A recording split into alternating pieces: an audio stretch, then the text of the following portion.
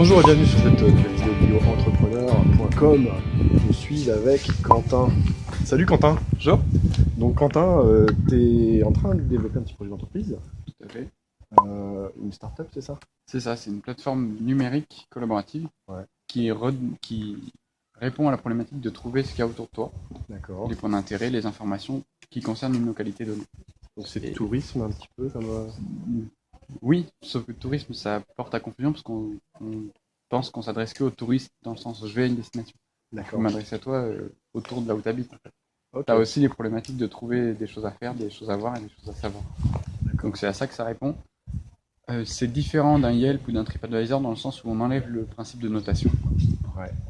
On essaie de répondre autrement à l'intérêt, parce que c'est pas une note qui fait l'intérêt de quelque chose. Ok. C'est une interrogation que tu as, un affect que tu as envie d'avoir, mais c'est pas vraiment une notation. Donc le but c'est d'enlever la note. D'accord. Ça s'appelle comment Ça s'appelle Identitrip pour le moment. Identitrip. Ok. Mais ça va changer de nom. Pour l'instant, Alors on mettra le lien, puis peut-être le nouveau lien Voilà. quand ce sera fait. Donc tu es en plein stade de développement. Voilà, on est au stade du produit minimum viable. Donc on va lancer sur Clermont dès qu'on aura un outil qui est utilisable. Ouais. Et après, dans l'idée de la démarche, c'est je sors le produit vraiment le plus minimum Ouais. et j'y rajoute des fonctionnalités quand elles sont demandées.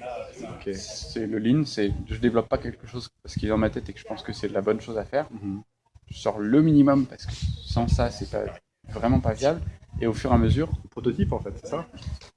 un prototype n'est pas utilisable. Donc c'est un peu un plus. produit minimum. C'est le D'accord. premier produit que tu peux accepter d'acheter. Donc après Le prototype, tu déjà. n'acceptes pas de l'acheter. Le produit minimum, il est vendable.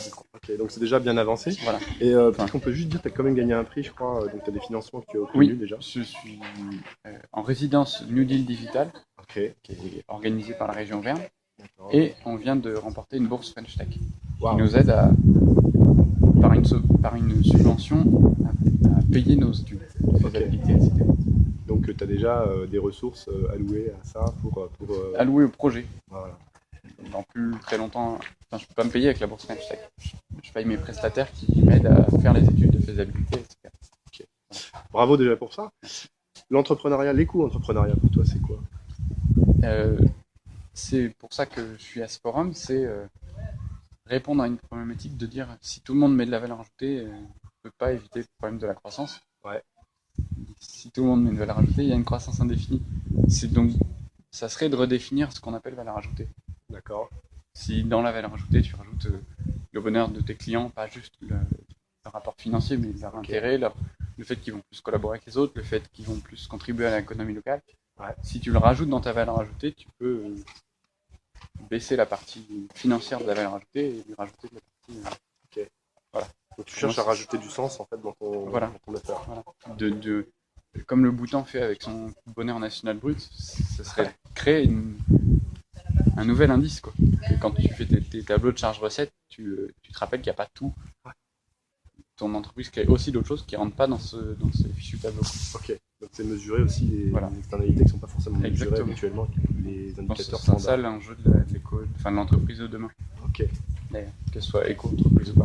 C'est là-dedans que tu te projettes. Voilà, Ok. c'est les problématiques. Est-ce que tu aurais, pour finir, soit un petit conseil, soit un truc à dire à tous les éco-entrepreneurs qui se cherchent ou qui sont en train de se trouver? Bah justement, éco dans le sens écologie et économie, du coup penser tout de suite le moins possible. On a tendance, dès qu'on veut entreprendre, à aimer ses premières idées et à vouloir tout faire. Ouais. Et d'être économe et sobre en disant bah non, ça, en fait, il n'y en a peut-être pas besoin pour que ce soit viable, ça, on verra peut-être plus tard. Je pense on le fait beaucoup dans la start-up, parce que c'est inévitable. Mais peut-être que beaucoup devraient l'appliquer même à des domaines beaucoup plus tangibles. Puis toujours de penser. Lier les deux facettes dès le départ, c'est Voilà. ça, qui sont donc Écologie et économie. D'accord. C'est ce que d'autres appellent le Jugad. le Jugad. Ouais. Ok. L'innovation Jugad. C'est des cultures qu'ils ont en Inde et tout, où ils pensent toujours le minimum. Dire c'est la bricole. Nous on le voit très négatif, la bricole. Pour eux c'est une évidence. J'aime bien cette idée. Super, bah écoute, merci. Et tiens-nous au courant pour la suite. Ça va Avec être plaisir. intéressant. Merci Merci. Quentin. Bonne chance pour la suite.